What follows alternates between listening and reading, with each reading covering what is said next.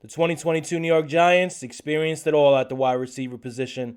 Injuries, disappointments, trades, and more injuries. Up next, we're going to go through the 2023 unrestricted free agents. Stay or nay? You stay right there.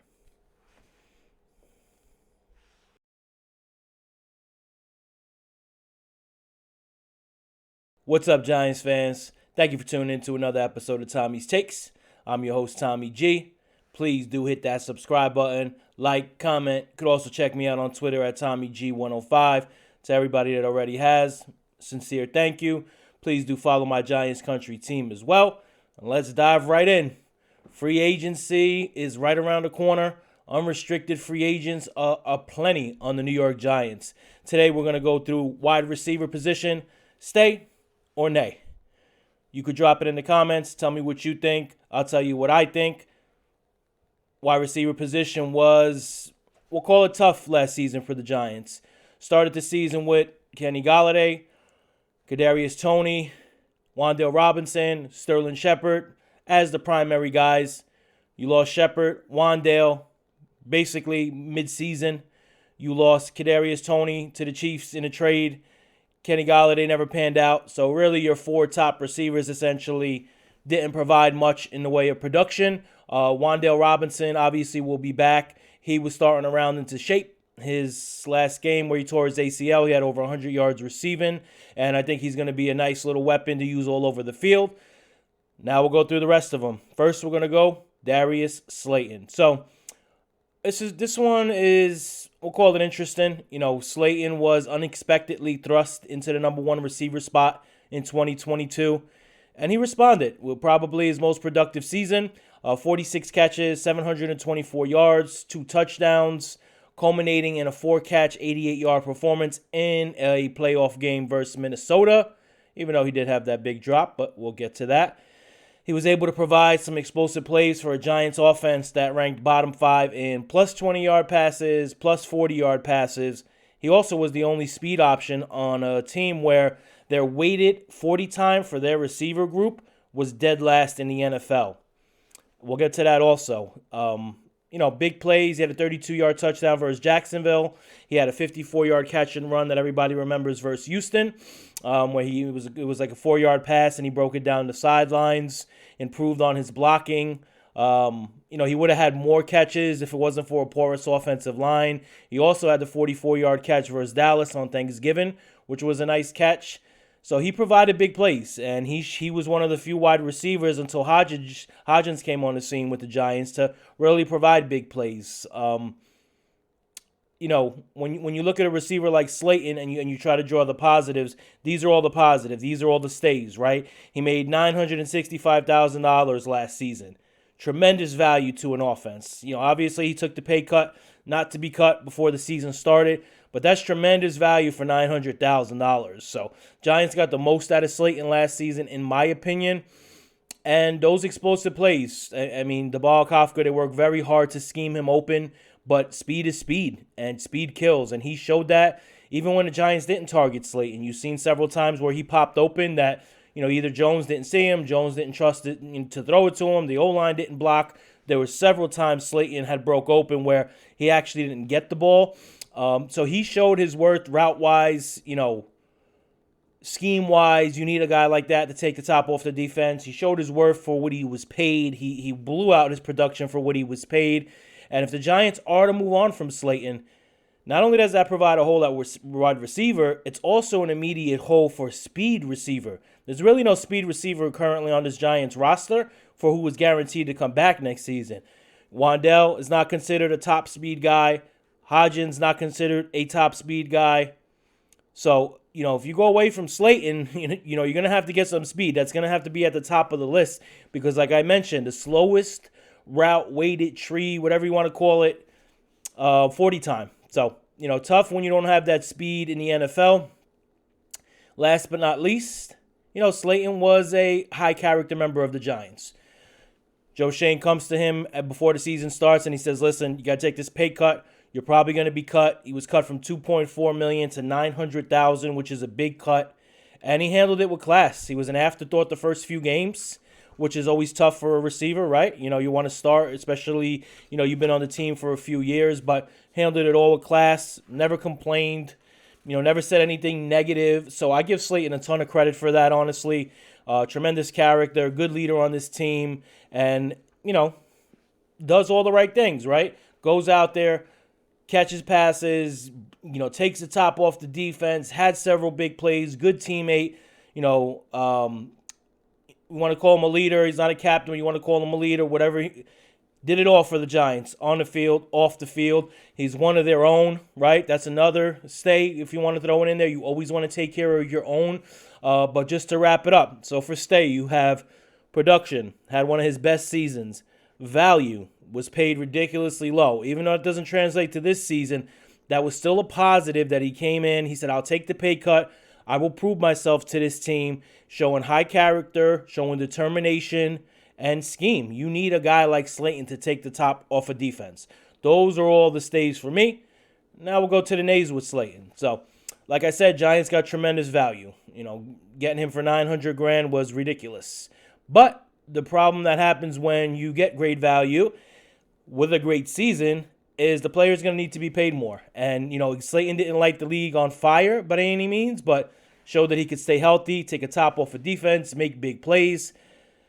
Some team out there is probably going to want that skill set, and they're probably going to be willing to pay. There are some key wide receiver free agents out there this season. I'm sure the Giants will be looking at some, but I'm sure a lot of teams will be looking at Slayton. He's young, good speed, can catch the ball, and there's several teams that have a lot of cap space that could use a receiver like that. So I do think while the Giants are fourth in cap space, they might look to upgrade that position. And if a team comes along and says to Darius Slayton, hey, I'm going to pay you $8 million per, he's gone. He's as good as gone. And that's one of the biggest nays for Darius Slayton, because teams are going to see his highlight tapes, going to see the deep catches, going to see the speed, going to see that he's a solid route runner, and they're going to want to pay him. And I don't think the Giants will. I think Slayton gets between $6 and $8 million a year.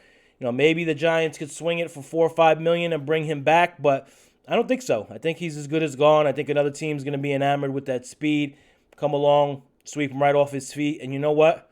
Good for Darius Slayton. He did all the right things last season, took that pay cut, produced, was a good teammate, good player, high character guy. Let him get paid. But I think that's probably what's going to happen. Another nay is the Giants are probably going to look to upgrade the position. Not sure which direction they're going to go into. We'll obviously get into that a little further along, whether they want to stay somewhere along the lines of a Slayton with a DJ Shark, Paris Campbell, or they want to go for the home run, trade for a T. Higgins, Brandon Ayuk, Hopkins, whoever it may be. I think the Giants are probably going to want to upgrade. I think that's another nay, honestly. I think they really want to get that number one. Doesn't have a lot to do with Slayton coming back as for a number one wide receiver, but while they are fourth in cap space, they do have to sign their quarterback, their running back, so I don't think money is going to be as plentiful as people think. That's going to be a big nay. I think Giants just want to get their true number one. And another big nay, drops. And it's unfortunate that the biggest drawback with Slayton in 2022 was something that's haunted him for his whole career. He was among the league leaders in 2020 and 2021 with drops. At one point late in the 2022 season last year, he dropped around 16.7% of passes thrown to him. So, not good. And you've seen that culminate in the wild card game. And that game pretty much summed it up perfectly for Slayton. Gets 4 catches for 88 yards, looking great. Here it is on a silver platter. He runs a crossing route. He's wide open. This ends the game. This gets the Giants into Philly in the divisional playoff. Takes his eye off the ball too soon. Drops the pass.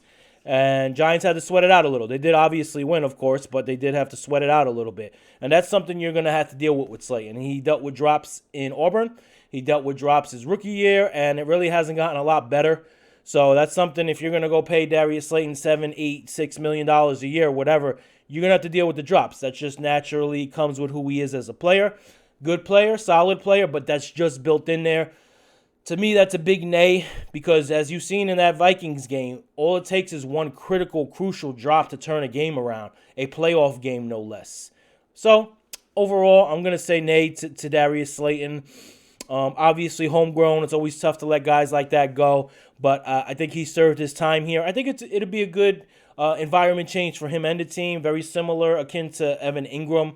I think Slayton definitely could still play in this league at a pretty high level, but I do think a team's going to come get him. Giants are going to focus on getting their number one, and if they don't do that through free agency, they're probably going to take a couple guys, go younger, faster, cheaper. That's the key word, cheaper, because Slayton is not going to be cheap this year. So I'm going to go nay. Adios, Darius Slayton. Thank you for everything. He really was super productive in 2022.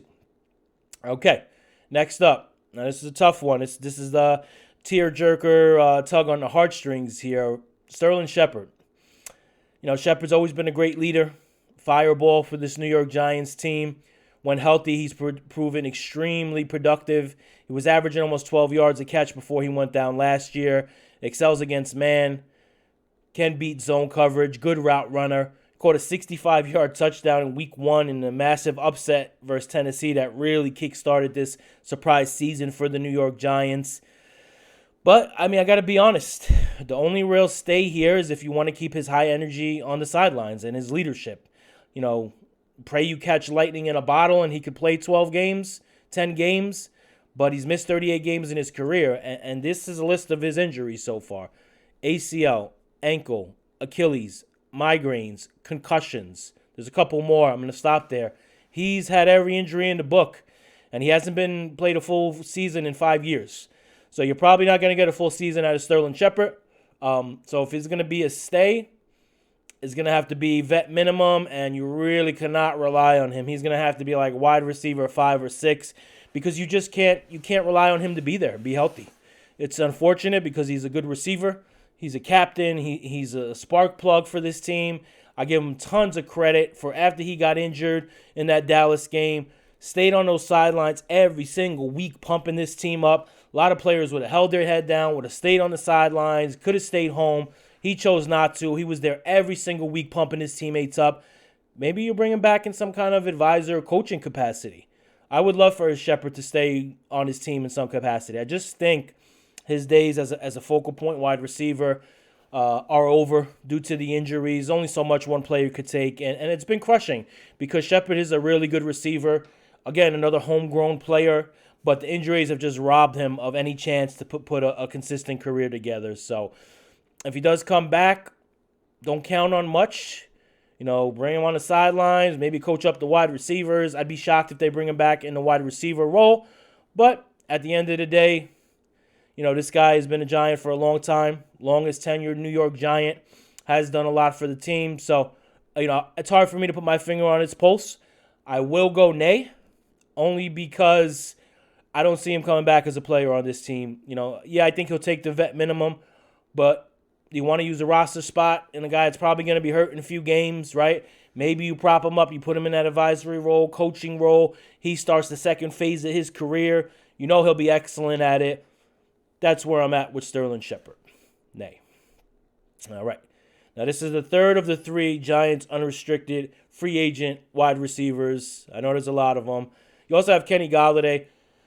Not going to do Kenny Golladay because he is 1,000% gone. Kenny Golladay, there's no stay, there's no nay. One of the biggest disappointments, free agent signings in Giants history. Adios. Good luck. I don't even think he plays in the NFL again. So he's definitely a nay. But this one's a good one. Richie James. So, James, very similar to Slayton. Good production for price paid. He's an excellent route runner. Able to consistently find holes in zone coverage. With the ball in his hands, he can make people miss. If you could bring him back for the vet minimum, I would do it. Obviously, he could return punts also, even though he did have the fumbles versus Seattle. I like what Richie James did this season. I thought he was a good find for the Giants. I thought Jones looked for him a lot when Jones was in trouble. He was kind of a safety valve for him and Hodgins. They both were excellent towards the end of the season. And you're going to get James for cheap. He's going to be around the vet minimum. So I would say nay-wise, there's not a lot, honestly, because, he had a couple drops also, but it wasn't as consistent and influential as Slayton's drops, even though he did have the one in divisional playoff, but that game was over. I just think James is a good weapon for the price, especially on a team that's probably going to need 3-4 wide receivers this offseason. When you look at it, you're going to lose Galladay. You're going to probably lose Shepard. Probably going to lose Slayton, right? So that's 3 receivers there. If James is gone, that's 4 receivers now gone that you need to replace. So I think James is a stay. I think he stays with this team. He built up that trust, that consistency with Daniel Jones. And if you're going to bring Daniel Jones back, always good to have a little bit of familiarity, a little consistency between the quarterback and the wide receiver as far as communications at the line, how the receiver likes to pass, the receiver knowing how the quarterback throws the ball. I think that's key. So you could bring back Isaiah Hodgins, Wan'Dale Robinson, Richie James. So you have 3 receivers coming back that have played extensively with Jones. You want to go out and draft one that's 4. Maybe you pick up a guy in free agency. Even if it's not a mid guy like a Parrish Campbell or Shark, you pick up a low-end guy. There you go. You got 4 or 5 receivers. You're ready to roll. Obviously going to use Daniel Bellinger in a lot of these formations. I look for him to take a step forward. But just to quickly recap, I'm going to go nay on Darius Slayton due to another team probably dropping a bag on him and his drops. I'm going to go nay on Sterling Shepard. Hasn't played a full season in 5 years. Love Sterling Shepard, but his time has come to probably take over a little bit of a coaching job or advisor job with the Giants. And Richie James, I'm going to stay.